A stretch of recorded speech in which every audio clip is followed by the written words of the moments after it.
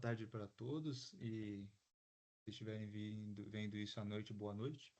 E se estiverem vendo isso de dia, bom dia.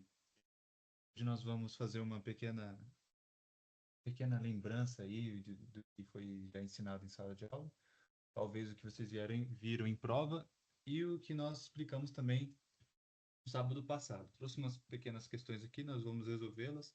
Já, evidentemente, já deixei a resposta pronta também, é mais para a gente relembrar mesmo, né? Então vamos lá. Questão 1. João nasceu no exterior, filho de mãe brasileira, e não estava a serviço do Brasil. Então, ele nasceu no exterior, em um outro país, a mãe dele é brasileira e a mãe não estava a serviço do Brasil. Ele foi registrado em repartição consular brasileira competente. E aí pede para nós assinalarmos a alternativa correta. A letra A, João é brasileiro naturalizado. B. João somente será brasileiro nato se vier a residir no Brasil e optar pela nacionalidade. C. João é brasileiro nato. E D. João não pode ser considerado brasileiro. Nós vimos que o Brasil adota dois tipos de princípios, né? O ius sanguinis e o ius solis. E nesse caso, ele tem sangue brasileiro, né? Ele tem uma linhagem brasileira, a mãe dele é brasileira. Nós seguimos então a letra C como a correta, artigo 12, inciso 1, que diz que o registro em repartição competente garante a nacionalidade nata, ou seja, João será um brasileiro nato, tá bom? Agora, a questão 2. A respeito da extradição, isso é bem importante de lembrar. Assinale a alternativa correta. O brasileiro nato, letra A, pode ser extraditado em caso de crime hediondo. Letra B, o brasileiro naturalizado pode ser extraditado por crime político. Letra C, o brasileiro naturalizado pode ser extraditado por crime comum praticado antes da naturalização. E letra D, nenhum brasileiro pode ser extraditado. Aí nós vamos acabar relembrando do seguinte: o Brasil veio de uma ditadura e veio de um regime militar. Então, na época do regime militar, era muito natural a extradição e o exílio. Com a vigência da nova Constituição, 1988, mais conhecida como Constituição Cidadã, acaba esse princípio de extradição, de exílio, e adota-se um pouco mais de acolhimento aos brasileiros, tanto naturalizados quanto os natos. Então vamos lá. A primeira coisa que a gente precisa entender é que nenhum brasileiro nato, ou seja, que tem o sangue brasileiro ou que nasceu, enfim, nenhum deles pode ser extraditado em caso de crime hediondo. Então a letra A não é, tá? O brasileiro nato não vai poder ser extraditado em razão de crime nenhum, principalmente hediondo, ou então político, ou comum, seja qual for. Ele não pode ser extraditado. Isso não existe, ok? O brasileiro naturalizado pode ser extraditado por crime político. Também não. Não pode. Depois de ser já se considerado naturalizado, ele não pode ser extraditado de forma alguma. O brasileiro naturalizado pode ser extraditado por crime comum praticado antes da naturalização.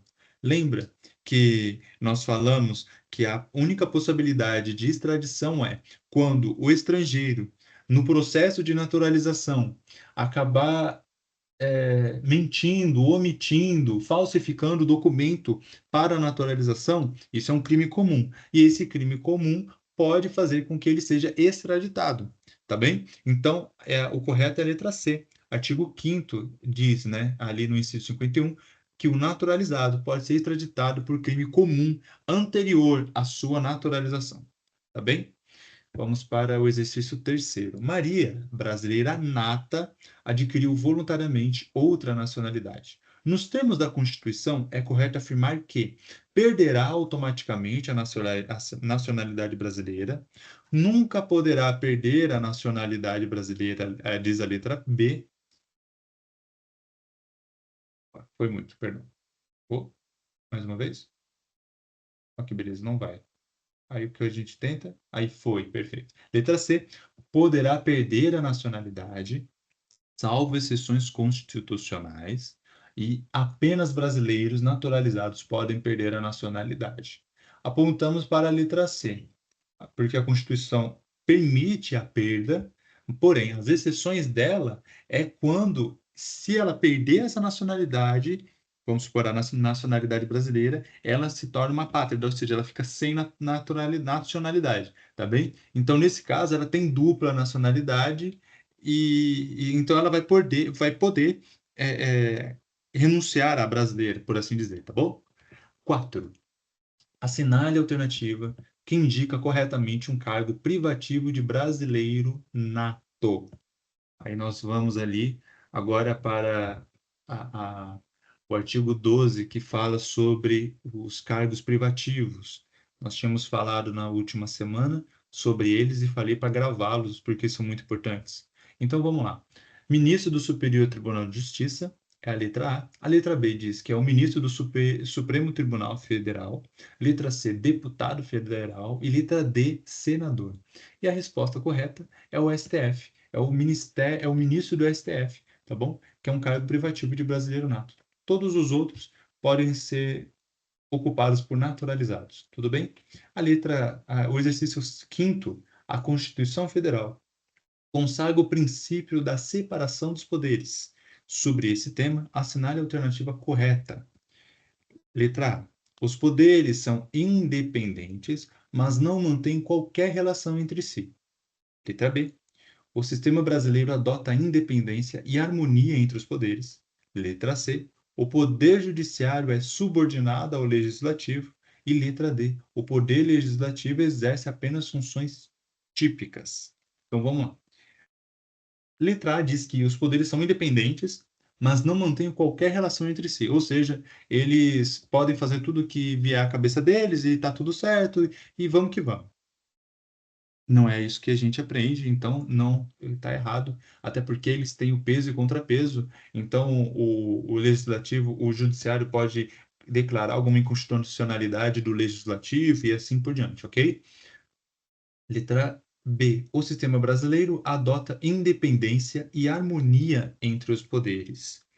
Então, de fato, há uma independência, porque o legislativo não depende do judiciário para ter um projeto de lei, certo? Então, eles criam um projeto de lei, elaboram um projeto de lei, e depois que há a lei definitivamente, vem o contrapeso do judiciário, por exemplo, para declarar inconstitucionalidade, ok? Então, até aí está tudo certo. Então, de fato, adota uma independência. E harmonia entre os poderes, certo? A OAB tem o costume de colocar ali, no lugar de harmonia, a palavrinha isonomia, certo? Isonomia. E não é, essa palavra muda completamente o sentido da frase. Eles têm harmonia entre os poderes, ou seja, eles trabalham em conjunto, ou seja, em prol de uma nação, de um Estado, mesmo que eles sejam independentes entre si, certo? Então vamos manter a B por enquanto. Já sabemos que a resposta certa é a B, mas vamos para os próximos entender por que as outras letras não são corretas. A letra C diz: o poder judiciário é subordinado ao legislativo. Que foi o que eu falei, só que ao contrário, né? Ao invés do legislativo depender do judiciário, a letra C propõe que o poder judiciário depende do legislativo. Isso não existe, jamais existirá, né? Porque o judiciário, ele depender das leis, vamos supor assim, por exemplo, o Poder Legislativo criou uma lei. A lei é inconstitucional. Mas como o Poder Judiciário depende do Legislativo, não, não. Então, se o Poder Legislativo disse que está tudo certo, então está tudo certo. Isso não é possível. O Poder Judiciário vem para dizer, não, isso é inconstitucional, não, isso é constitucional, a interpretação que se dá é essa, vamos criar uma súmula aqui, tal, tal, tal. Ok? Poder Legislativo exerce apenas funções típicas. Ok? E não, também não. O Poder Legislativo exerce várias outras funções genéricas atípicas, ok? A gente explicou na última aula também.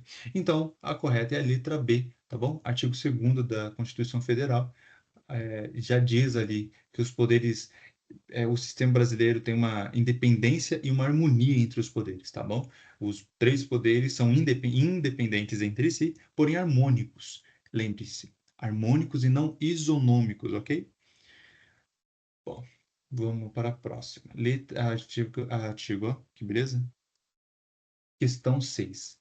O presidente da República veta integralmente um projeto de lei aprovado pelo Congresso Nacional. Esse mecanismo é exemplo de A. Função atípica do judiciário. B. Sistema de freios e contrapesos, que é o que eu falei no quinto, tá? No artigo 5º. C. Supremacia do executivo. D. Controle jurisdicional. E a resposta é a B, que é o veto presidencial, considerado como freio e contrapeso. Sim, então é a mesma coisa que eu tinha falado anteriormente, mas aqui no caso é o poder executivo. O presidente da República, ele pode vetar um projeto de lei que ele julgar não interessante para a sociedade ou não conveniente, enfim, para o momento que momento político, etc. Então, a letra B, sistema de freios e contrapesos, ok? Sétimo, compete ao Congresso Nacional. O Congresso Nacional é a união daquelas duas casas, lembra? O bilicameralismo. Bilicameralismo, que é o Senado a Câmara dos Deputados Federais. Letra A. Julgar o presidente da República por crime comum. Exercer controle externo com auxílio do Tribunal de Contas. C. Declarar a inconstitucionalidade de leis com efeito vinculante. Nomear ministros do STF livremente. O Congresso Nacional não nomeia ministro do STF, tá bem? Quem nomeia é o presidente da República. C. Declara a inconstitucionalidade de leis com efeito vinculante. Quem declara a inconstitucionalidade de leis não é o Congresso Nacional, ok? É o próprio Poder Judiciário, o STF e assim por diante. B. Exercer controle externo com auxílio do Tribunal de Contas. São as atividades peculiares, né, do Congresso Nacional. Então, a resposta é a letra B, com base no artigo 70, tá bem? E a letra A, julgar o presidente da República por crime comum, ela não julga por crime comum, tá bom? Exercício oitavo. Sobre o poder judiciário, assinale a alternativa correta. Letra A. Sua função típica é legislar. B. Não pode exercer funções administrativas. C. Exerce controle de constitucionalidade. D. Está hierarquicamente subordinado ao Congresso Nacional. Então vamos de trás para frente novamente, tá bem? A letra D não é, porque nós falamos que o sistema brasileiro adota independência e harmonia entre os poderes. Então não tem como um poder ser subordinado ao outro por hierarquia, tá bem? Então não é a letra D. A letra C exerce controle de constitucionalidade. Eu vim desde da atividade quinta, do exercício quinto, falando que o Poder Judiciário, ele avalia se a lei, o projeto de lei é constitucional ou inconstitucional. Então, é a letra C. Faz o controle de constitucionalidade, tá bem? Mais para frente, é possível, provavelmente, nós vamos aprender ainda sobre os controles de constitucionalidade, tá bom? ADI, ADPF, ADO e assim vai, ok? Letra B, não pode exercer funções administrativas. Pode, não pode, ok? Esse não pode exercer funções administrativas, pode sim exercer funções administrativas dentro do sistema ali deles, ok? E a sua função típica é legislar, não é. Pelo menos não era para ser, ok? O Poder Judiciário não legisla. A penúltima, exercício nono, assinale a alternativa correta. A separação dos poderes impede qualquer interferência entre eles. A separação dos poderes impede qualquer interferência entre eles. Letra B. O sistema brasileiro admite funções típicas e atípicas. Letra C. Apenas o legislativo exerce funções atípicas. Letra D. O judiciário não pode exercer controle sobre os demais poderes. Então vamos lá. A letra A. Não é, porque embora nós falamos da independência de poderes, nós também falamos da harmonia. Eles devem trabalhar em conjunto conforme as suas independências, ok? Então, de novo, nós falamos sobre o veto do presidente, nós falamos sobre o controle de constitucionalidade e assim por diante. Então, não. Então, eles, embora eles sejam separados, embora eles sejam independentes, eles têm entre eles harmonia para trabalharem juntos. Letra B, o sistema brasileiro admite funções típicas e atípicas. Uma função atípica do Poder Legislativo é a CPI e por diante, assim por diante, ok? Então, é essa. O sistema brasileiro admite funções típicas e atípicas, ok? Então, vamos lá. As funções típicas, por exemplo, do Poder Legislativo é legislar projetos de lei, ok? E as atípicas, por exemplo, é a CPI. Letra C. Apenas o legislativo exerce funções atípicas, de forma alguma. O poder judiciário também tem suas atipicidades e o poder executivo a mesma coisa. Letra D. O judiciário não pode exercer controle sobre os demais poderes. Acabamos de falar do controle de constitucionalidade. Então a letra D está fora de questão. E por fim, a exercício 10º, o Supremo Tribunal Federal declara uma lei inconstitucional. Essa atuação decorre de função legislativa, B, função administrativa, C, do controle de constitucionalidade e D, de delegação do Congresso Nacional. A letra D, evidentemente, não é uma delegação do Congresso Nacional, nós falamos que ele não é subordinado do Congresso Nacional. A letra B, função administrativa, não é uma função administrativa, ok? É uma função dele, típica dele. Uma função legislativa também não é, porque não legisla. O Poder Judiciário não pode legislar, ok? Então a resposta correta é a letra C, através do controle de constitucionalidade difuso e concentrado.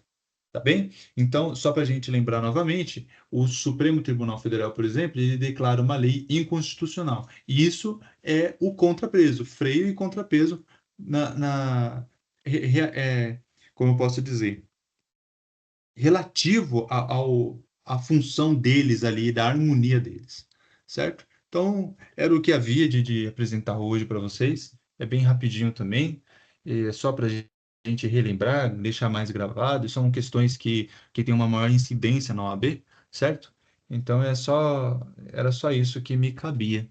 Espero que vocês tenham um bom final de semana e um grande abraço para vocês.